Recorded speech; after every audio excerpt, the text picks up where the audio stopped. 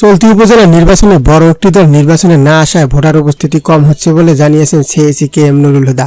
তিনি বলেছেন, ভোট কেমন কাস্ট হলো সেটি কমিশনারের বিবেচ্য নয়।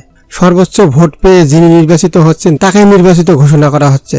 গতকাল বুধবার দুপুরে সিলেটের জেলা প্রশাসকের সম্মেলন কক্ষে আইনশৃঙ্খলা বাহিনীর সঙ্গে মতবিনিময় সভা শেষে সাংবাদিকদের কাছে একথা বলেন সিএসি। এর আগে মতবিনিময় সভায় সিএসি বলেন, 10ই মার্চের উপজেলা নির্বাচনে তেমন বড় ধরনের সংঘাত সহিংসতা হয়নি। এই ধারাবাহিকতা আগামীতে বজায় রাখতে হবে। এজন্য সবাইকে সম্মিলিতভাবে কাজ করতে হবে। আইনশৃঙ্খলা কমিটির বৈঠকে নির্বাচন অবাধ, সুষ্ঠু, নিরপেক্ষ করতে সংশ্লিষ্ট কর্মকর্তাদের বিভিন্ন দিক নির্দেশনা দেন সিএসি। সভায় সিলেট রেঞ্জের DIG Kamrul Islam, police commissioner Golam Kibria সহ বিভাগীয় প্রশাসন, জেলা প্রশাসন, রেঞ্জ ও metropolitan police, BGB, RAB, Ansar, VTB সহ নির্বাচন সংশ্লিষ্ট উচ্চপদস্থ কর্মকর্তারা উপস্থিত ছিলেন। সিএসি বলেন, নির্বাচনে ব্যালট বাক্সের ঝামেলা এড়াতে ইভিএম চালু করা প্রয়োজন।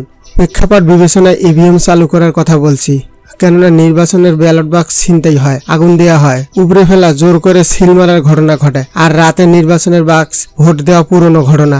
রাতে নির্বাচনে ভোট বাক্স ভর্তি করতে গিয়ে হতাহত হয়েছেন, গুলিবিদ্ধ হয়ে মারা গেছেন। এই প্রেক্ষাপট বিবেচনায় ইভিএম চালু করা হবে।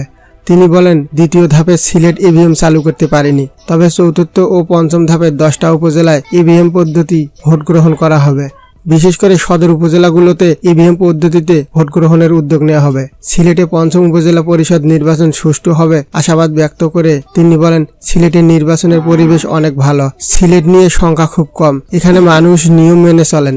নির্বাচনে এতগুলো প্রার্থী দাঁড়ালেও অন্যান্য স্থানের মতো কোনো ধরনের সহিংসতা নেই।